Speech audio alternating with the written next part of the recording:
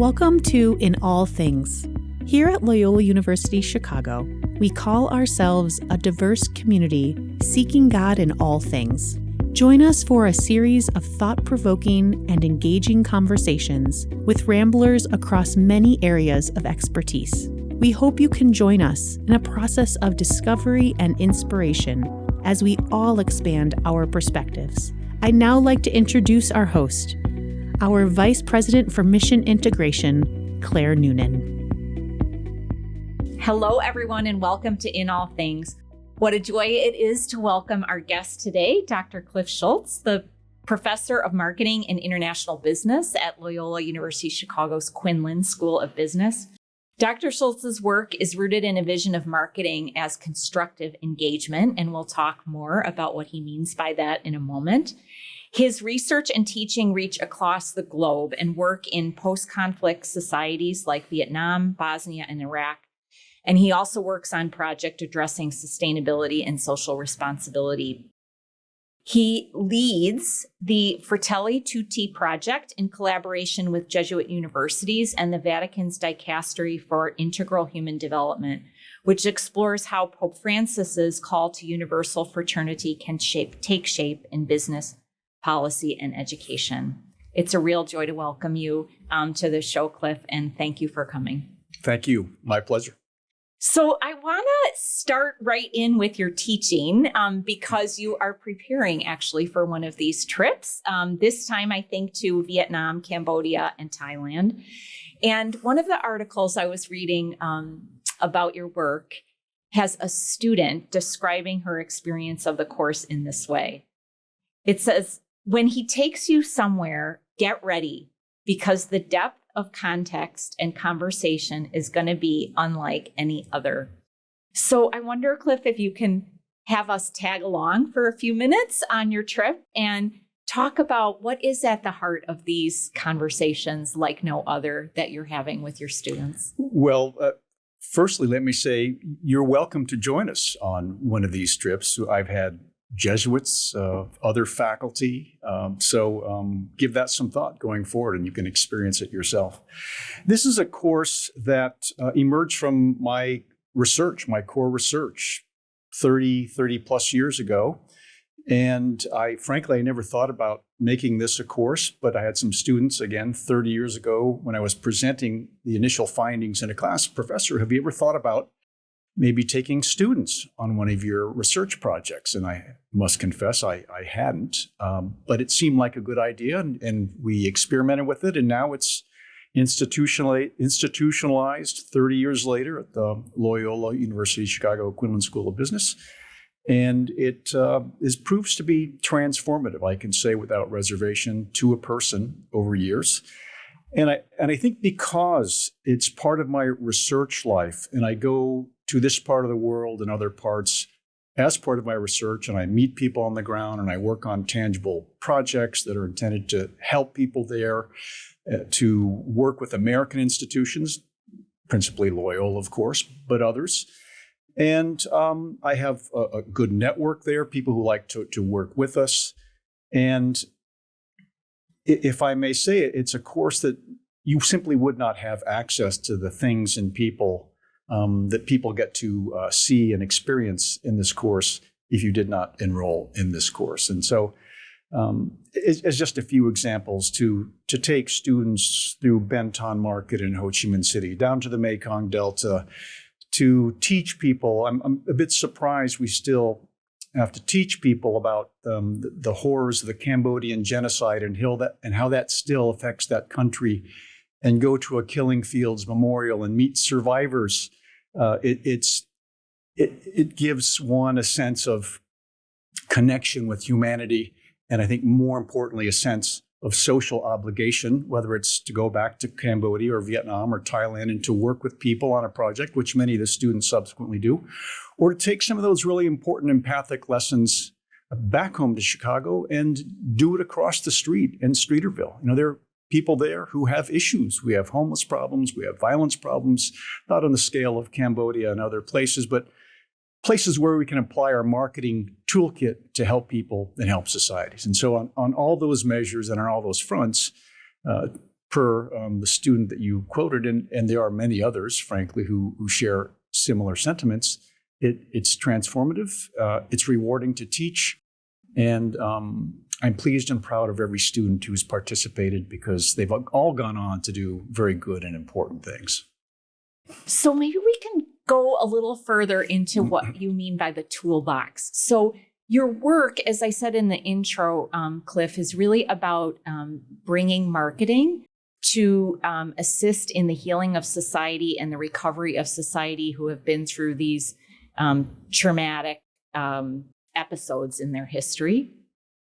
And I think most of our listeners can sort of intuit why it's important to revive markets in those situations. People need employment, they need access to goods and services, but maybe it might be a surprise to people to hear that they need marketing. So can you talk also to us a bit about how marketing is part of that toolbox to help societies heal when they've come through these episodes of violence? I think it might be important to go back about 40 or 50,000 years at least, just to think about why there is this thing called marketing and why these things called markets emerged when we climbed from the primal ooze. We're weak animals. We don't have sharp claws. We don't have long teeth. We don't have fur. We're very vulnerable. And our species was not going to survive long because of those vulnerabilities if we didn't cooperate. Mm-hmm. So you can imagine you and me 50,000 years ago. You make fishing nets very well. I make spears. But I don't do the other, neither do you. But if we exchange for mutual benefit to mutual satisfaction, that is the fundamental of marketing. And when you do that over time with scale in a place, that becomes a market. And so markets in marketing enabled our species to thrive when otherwise we might not have been able to without this form of cooperation. And as you game this out over tens of thousands of years, the globe is a marketplace. We have local markets, but we have global markets. And we all, and I want to emphasize, we all participated in it either willingly or unwittingly.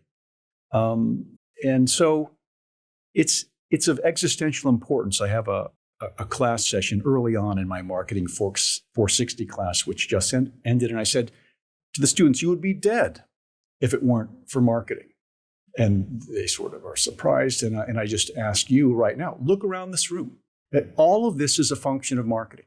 These walls, the light, the cameras, the electricity, the air conditioning in here that makes you comfortable, the clothes you are wearing, the food you ate this morning, your level of education, the medicines you might have taken. Had you not done that for X numbers of years, you probably would have perished, as would have I. So one of the taglines that runs through my courses is marketing is life. Mm-hmm. And so the various tools and processes and goods and services that are created far and wide that find themselves right here in the form of that cup so that I can drink it is just one little kernel of that in place and time right now. So that is the essence of markets and marketing. And I think the interesting challenge and opportunity for us at Loyola and in the Quinlan School is disabuse students that marketing is simply about selling stuff. Mm. It's advertising. It's about supplying goods and services systemically over time to enhance well-being of people and to sustain and to provide for and enable societies to flourish, not just in the neighborhood, but around the world. And so in that regard, devastated economies, which is where I've spent most of my professional life, the last 30 plus years, recovering economies that have been ravaged by war. One of the fundamental things that adversaries do in war is to try to obliterate the other person's marketing system so they don't have goods and services, so that they can't live there. So they either flee or are exterminated entirely or capitulate. So even during the war, there's important marketing that goes on that gets necessary medicines, that gets necessary food, that gets electricity. I mean, just envision right now the newscasts of, sadly, too many examples, Ukraine, Gaza, South Sudan, the list goes on. It's the obliteration of these places.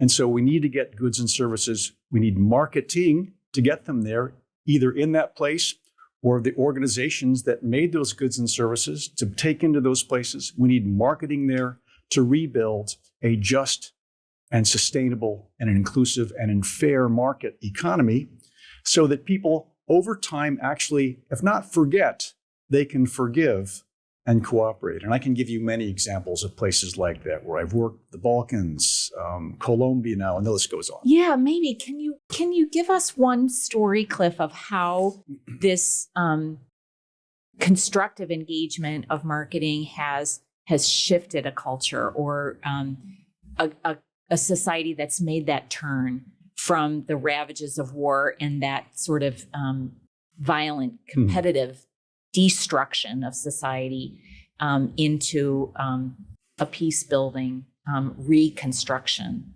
of society? As you were asking the question, 3 places that immediately came to mind: Vietnam, Cambodia, and Bosnia, Croatia, basically the countries of the former Yugoslavia. So if you grew up in an era when I did, the Vietnam War was top of mind in the grainy black and white television in my family's living room. And I found it to be horrifying. And of course, it was a very dark chapter for Americans, the number of Americans who perished, 58,000 and some change, but millions of Vietnamese.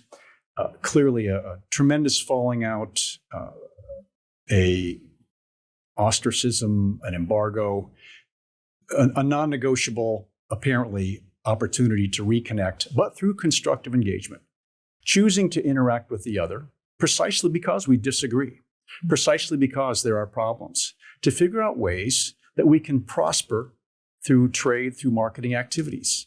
I like to say it's better to trade bushels and brands than bullets and bombs.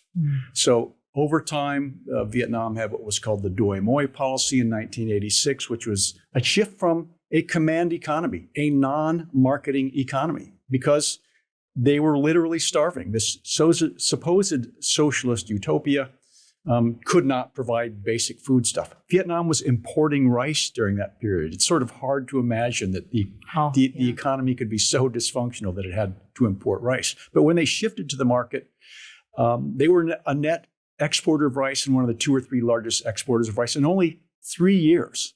So anyone, if you go to a party who starts disparaging marketing, you can give them this macro marketing example of constructive engagement with Vietnam to work with the Vietnamese about changing policies, experimenting with the market, trading with others, including the US.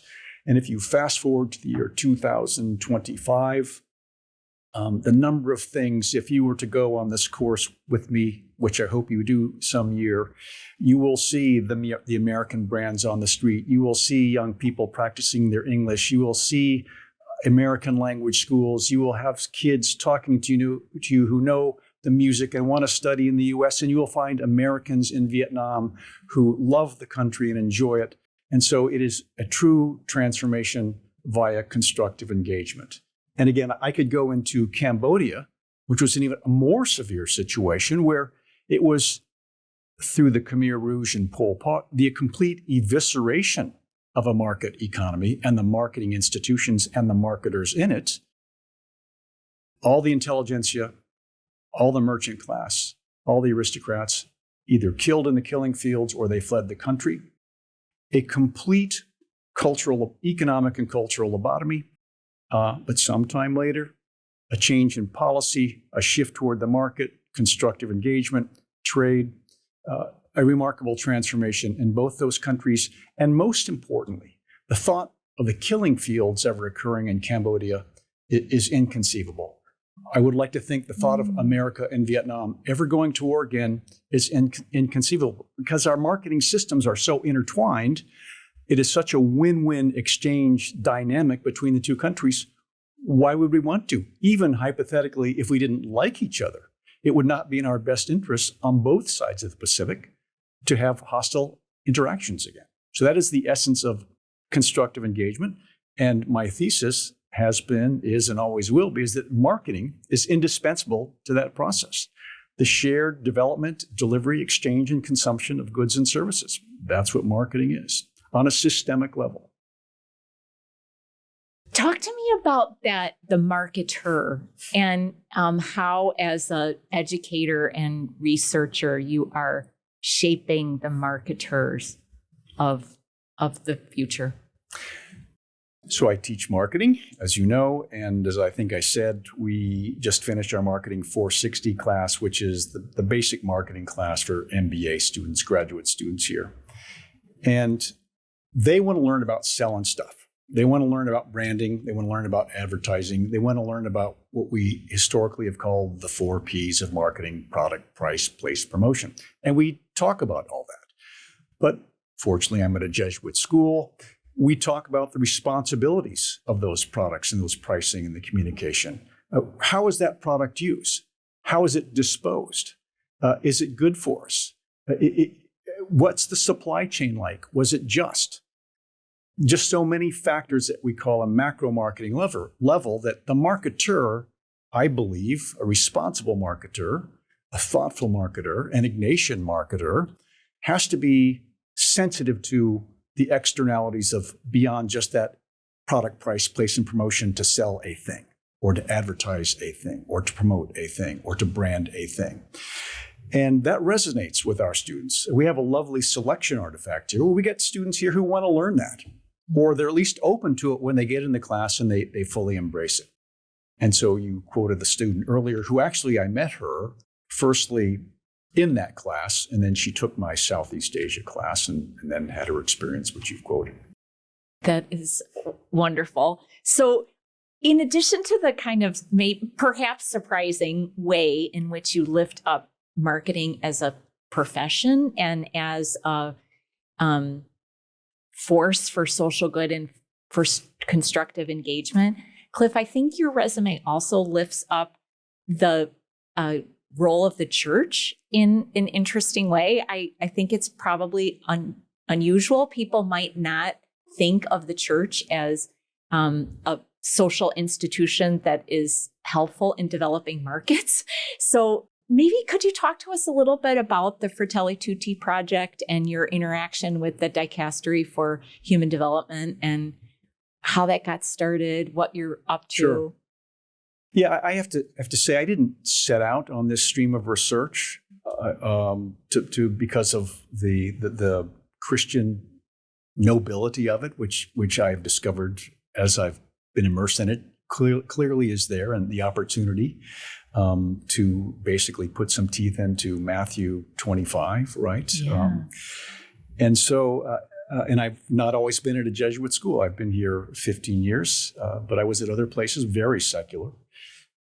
But it was so obvious as I got here and found the supportive community and learning about Ignatius and so on. And the work I was doing caught the attention of several Jesuits, including Father Michael Garanzini, who persuaded me to come here. And I'm very grateful that he did that. So if he's listening, I'll say thank you again.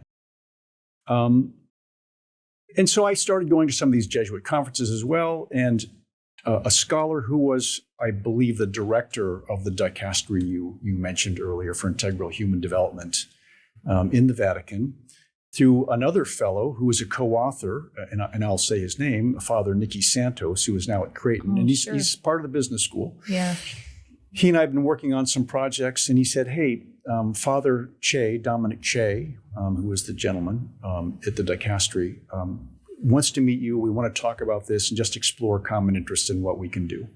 And to make a long story short, we all found most compelling Fratelli Tutti and, of course, Laudato Si as well. They intersect in many ways, certainly in practice. And so we've put together a model based around this constructive engagement and a couple of ethics models that Father Santos has.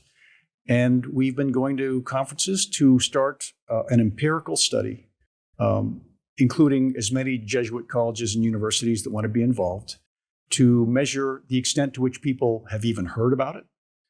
Do they understand it? Do they believe they can affect the change that is implored in the encyclical? And so we are in the formative stages of the instrument to do some pilot testing. And there's a conference coming up in in July that I think Father Che is co-chairing at Loyola Marymount. We're going to start enrolling, for want of a better term, various scholars at these various universities around the world to start collecting data. And then we'll be able to track those data over time to see what changes are happening in people's understanding, what are their attitudes, and most importantly, is it actually affecting change in society? Are we seeing fraternity? Are we seeing cooperation? Are we seeing societies that are better off? And from Father Garanzini to Father Nicky to Father Dominic, we've all agreed that business is an indispensable catalyst to make this happen. And so we think we're in a really good position to make this encyclical understandable, practicable, and useful toward the goals that Pope Francis would have liked to see. So for our listeners who might be unfamiliar with it, Fratelli Tutti means we're all brothers. It's the opening words of the encyclical for Pope Francis that Pope Francis authored. And the guiding metaphor in that encyclical is the story of the Good Samaritan, which you may recall has the precipitating question, who is my neighbor? And Jesus sort of turns in that parable that question on its head, because it's sort of asked in a way where the person asking the question is really asking, who's not my neighbor? Who do I get to not love and care for? And Jesus turns it around to say, who is my neighbor? The actual question is, who is the person who is a neighbor to another? And because your work is so global, Cliff, and so kind of rooted in this endeavor of peace building, I wonder if you might think with us about that concept of neighbor and who is neighbor, and how maybe you yourself or how your students or how the folks on the ground in these societies that are recovering from war come to see themselves as neighbor to each other. It's an interesting question. And I have seen that. I have seen sworn enemies who literally were neighbors, and the Yugoslav wars of disintegration that played out in the various countries that emerged, Croatia, Bosnia, Serbia, etc. You saw that. So I was working, there's a town in Croatia. Croatia's kind of a backward 7 if you put it on a map, and in the upper northeast on the Danube, there's a town called Vukovar, where the war first broke out. And truly, and it was Serbs, Croats, largely, Orthodox Christians versus Roman Catholic Christians, neighbors, intermarried, celebrated, inconceivable that this was going to happen, but it fractured, it did happen. And so sometime after the war had ended, literally about 4 years after the war had ended, some of my co-authors in that part of the world said, let's look at this part of the world through your lenses that you've seen in Cambodia and in Vietnam, and see if we can apply some of those lessons there to make sense of this and to get a roadmap to go forward to bring neighbors back to places like Vukovar and to truly be neighbors again. And that wasn't universally possible. First of all, a lot of people were killed, and a lot of people fled, and a lot of people simply couldn't forgive, but there were some who could. And we found what's the commonality in this part of the world that actually might be a catalyst to bring people back together again. And it turned out to be food marketing. So we discovered that Serbs might still hate Croats on these issues, and Croats might hate Serbs on these issues, and the Bosniaks might hate both of them for those issues. But they all liked brands of the other. And so Jamnica water, which is made in Croatia, and Sarajevsko Pivo beer that was made in Sarajevo, these brands had this shared affinity despite the hostilities. And so building around these food brands and the food marketing institutions that enabled people to get them, and other brands that were coming in from Europe and outside the region as well. And that was really important, that people were beginning to realize we're going to be tethered to these other places. we can't be murderous monsters. If we want a future going forward, and the North Star for most of those countries of the former Yugoslavia was getting into the EU. So you got to comply. You have to do this. You have to do that. You have to integrate systems. But again, food marketing is important because you discover in a war zone that the food thing is pretty important, at least 2 times a day.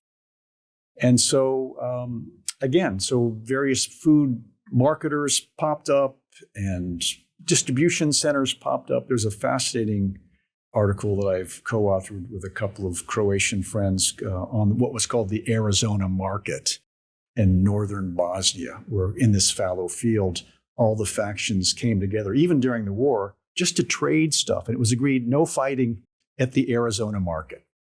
And that eventually sprang up to something quite big and significant. Now it's a huge trading hub. But it's just sort of the distillation of the core essence of this idea of exchange, win-win exchange around shared needs, commonalities, neighbors. And I will send you a copy of that article if you're interested, and you can read for yourself. Absolutely. How fascinating. Also, I'd like a sample of the beer. Yes. Well, it's pretty good. The beer that can end wars. I love it. So we're coming up on time. It's gone so quickly, Cliff, but I want to ask you this one final question. We've already talked so much about bringing people to life and bringing people together in order to give new life to a community. But maybe just as a final question, Howard Gray, the great teacher of Ignatian spirituality, once wrote that, simply put, the Ignatian instinct is to help people become fully alive. And I wonder if there's any other aspect of the flourishing of life that you're hoping we talk about today, or you are experiencing right now that we didn't get a chance to talk about, that you'd like to share. Another interesting question. I just a little bit of a backstory. I'm sort of known for this work now, maybe more than sort of. I am known for this work now. But I didn't start out in this space. I actually was a graduate student in New York, and basically my dissertation was Machiavellian sales tactics on Wall Street. It was fascinating, was getting published, a lot of opportunities for consulting, but I just couldn't do that for the rest of my life. And there were some tectonic changes in the world, Berlin Wall coming down, people shifting to the market. And I thought, I want to be in that space. I want to help those people not regress into war, that find a way forward through constructive engagement. That actual term hadn't resonated with me yet. I didn't coin that till about 2007 in the marketing context anyway. So I started this journey. And I can tell you, I've been to some of the most broken places with hurting people on this planet multiple times. And people in those places who helped me just because they thought I could help them. And that was at risk. And so great risk, personal risk, professional risk. But to see it work, to see it change lives, and to see it over and over again, and then on some scale, is a joy that is sort of hard even for me to comprehend, having lived it. But I try to share it with the students. I want them to have it on the scale in Cambodia, in Vietnam. And I used to run a class to the Balkans as well, but when I came to Loyola, I just didn't have enough time. But appreciating the seemingly insignificant, bringing health and wellness to others where there seemingly is no hope for it, is something that has given me great joy. And I want to try to help other people in the classroom with some of the projects we do and the courses I teach to be able to experience that visceral, life-giving or hope-giving joy themselves. Because we talk about transformative education, I think that's right in the sweet spot. Oh, thank you, Cliff. I think at this moment in our own history, we need a lot of hope.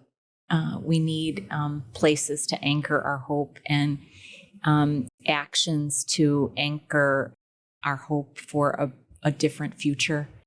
So thank you for sharing those stories and your experience with us. Thank you. It was my pleasure. And if I may just add one other thing, because people ask me about what I do, and I tell them, and most of them get kind of curious, and they ask, well, how did you get into this?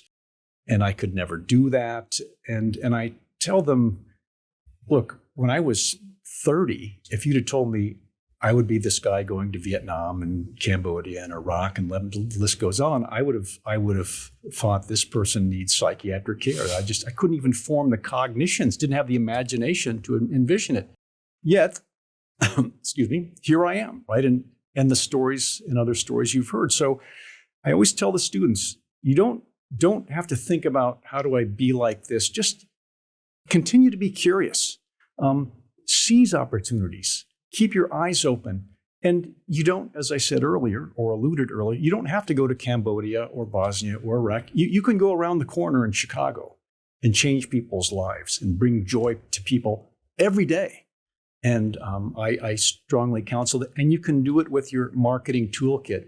And you can therefore change on a large scale. And I have so many former students who have gone into businesses, and that's been a core element of their professional lives. Okay, we can sell stuff and make a lot of money. What are we doing for society? And as a professor at a Jesuit school, that's something else I find joyful, fulfilling, and rewarding. Well, thank you so much, Cliff. What a great example of seeking God in all things. Thank you.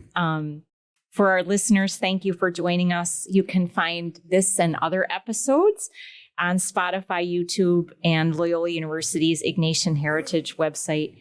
Thank you to our team, Kayla, Cooney, Clemisha Richards, today our producer, Allison Smith, and the marketing and communications team for Loyola University Chicago.